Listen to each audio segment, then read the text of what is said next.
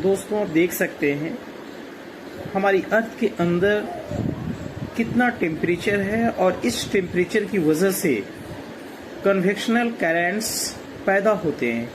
क्योंकि हम सब जानते हैं कि जैसे जैसे हम ज़मीन के नीचे जाते हैं, जैसे जैसे धरातल के नीचे जाते हैं टेम्परेचर बढ़ता जाता है।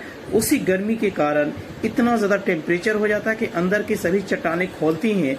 जैसा कि आप देख सकते हैं इस पिक्चर में कि किस तरह से अंदर की चट्टानें खोल रही थी, और यही चट्टानें खोलने के बाद जैसा कि आप देख सकते हैं इंडियन प्लेट और यूरेशियन प्लेट कैसे इस पीक में टकरा रहा है, और इसी का नतीजा है कि हिमालय जैसे गगनचुंबी पर्वत की ओरिजिन हुई है।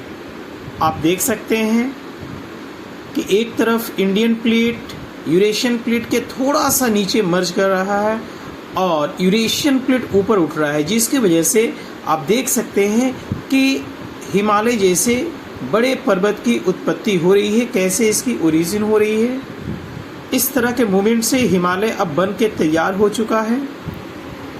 इस दौरान भयंकर भूकंपों की उत्पत्ति होती है, जैसा कि आप सिस्मोग्राफ में देख सकते हैं।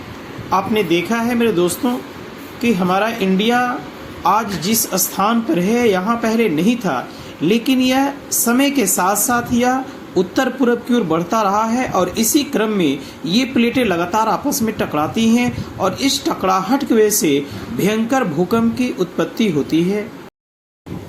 बिल्कुल आप हो जाइए सावधान, क्योंकि आने वाली है भयंकर तबाही उत्तर भारत के मैदानी भागों और हिमालय के पर्वतीय क्षेत्रों में। अभी आप सोचते होंगे कि ऐसी ये तबाही क्यों आने वाली है, क्यों आखिर उत्तर भारत के पर्वतीय भागों में और मैदानी भागों में इस तरह की तबाही की बातें की जा रही है। तो मेरे दोस्तों आप सबको पता होगा कि हम लोग जिस प्लेट पे हैं, हमारे हिंदुस्तानी अवाम भारतीय लोग जिस प्लेट पर निवास स्थान इनका है, उस प्लेट का नाम है भारतीय प्लेट, इंडो प्लेट। वास्तव में यह प्लेट बहुत बड़ा प्लेट है जिसको इंडो ऑस्ट्रेलियन प्लेट कहते हैं, और ये इंडो ऑस्ट्रेलियन प्लेट यानी भारतीय प्लेट लगातार उत्तर की तरफ मूव कर रही है, और उधर से यूरेशियन प्लेट लगातार इससे आकर टकरा रही है। आपको जान के ये हैरानी होगी कि इसी टकराहट के क्रम में हिमालय जैसे गगनचुंबी पर्वतों का निर्माण हुआ था।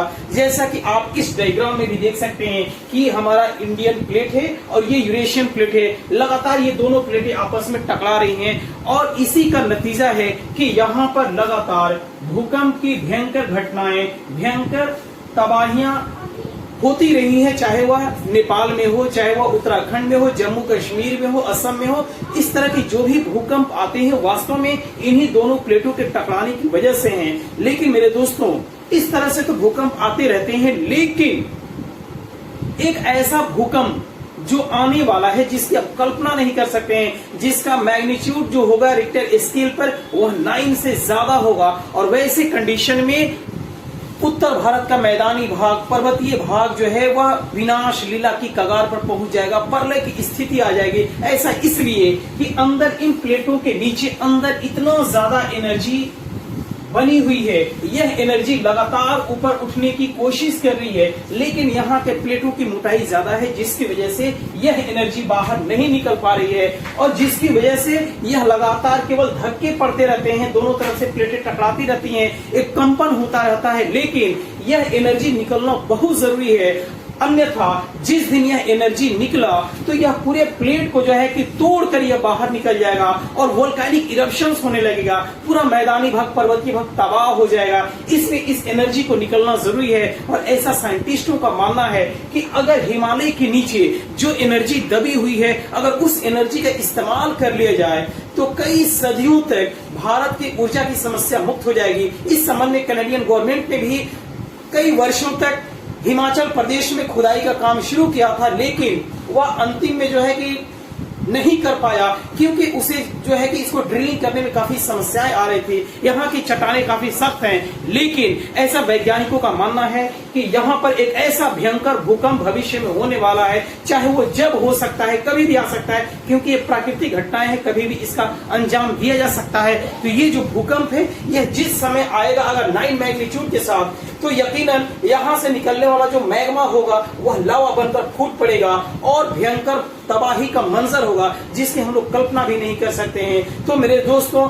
ये प्लेटें को लगातार टकराने से जो है यहाँ पर भूकंप के झटके महसूस किए जाते हैं। जैसा कि आपने देखा होगा 2015 में अप्रैल के महीने में नेपाल में भयंकर भूकंप आया था जिसमें हजारों लोगों की मौत हुई थी। और इस तरह से आपने देखा कि वहां पर 3 महीने के दौरान 100 से ज्यादा भूकंपीय कंपन वहां महसूस किए गए थे। तो अचानक यहाँ पर भूकंपों का आने का मूल कारण ये है कि ये प्लेटें लगातार आपस में टकरा रही हैं। अब ये प्लेटें क्यों टकरा रही हैं? क्योंकि जमीन के अंदर संवहनीय तरंगों की उत्पत्ति होती है। क्योंकि हम सब जानते हैं कि जैसे जैसे जमीन के नीचे जाते हैं टेम्परेचर बढ़ता जाता है और प्रत्येक 32 मीटर की गहराई पर 1 डिग्री सेल्सियस तापमान बढ़ता है। और यहाँ तक कि हमारी अर्थ के सेंटर में टेम्परेचर ठीक उतना ही है जितना सूर्य के बाहरी सतह का है, यानी 6000 डिग्री सेल्सियस, 6000 डिग्री सेल्सियस। और यही वह टेम्परेचर है जिसकी वजह से अंदर की जो भी चट्टानी होती है, जो भी रॉक्स होती है, वह पिघल चुकी होती है, वह लगातार उबल रही है और उबल कर लगातार ऊपर उठती है।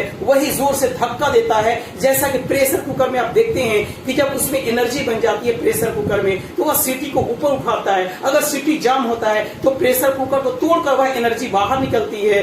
लेकिन उसी प्रेशर कुकर की तरह हमारी अर्थ भी है, पृथ्वी भी है, अंदर भी बहुत ज्यादा प्रेशर बना हुआ है। यही प्रेशर लगातार ऊपर निकलने की कोशिश करता है। उसी दौरान जोर से धक्का देता है। उस दौरान हमारे अर्थ के सतह पर भयंकर कंपन होता है। उसी कंपन को भूकंप कहते हैं। और अगर यह कंपन तोड़कर अंदर का मैग्मा बाहर निकल जाए तो उसको वोल्केनिक इरप्शंस कहते हैं, ज्वालामुखी का विस्फोट कहते हैं। तो मेरे दोस्तों, यह इस तरह की घटनाएं हिमालय के पर्वतीय भागों में ये आने वाली है। अब पता नहीं ये कब आ जाए, इसलिए हमेशा हम लोग को चौकन्ना रहना चाहिए, होशियार रहना चाहिए, खबरदार रहना चाहिए। तो आज इस वीडियो में बस इतना ही। मिलते हैं नेक्स्ट वीडियो में एक और भी सनसनीखेज सूचनाओं के साथ। तब तक आप खुश रहिए, मुस्कुराते रहिए, अपना ध्यान रखिए, ख्याल रखिए। जय हिंद, जय भारत।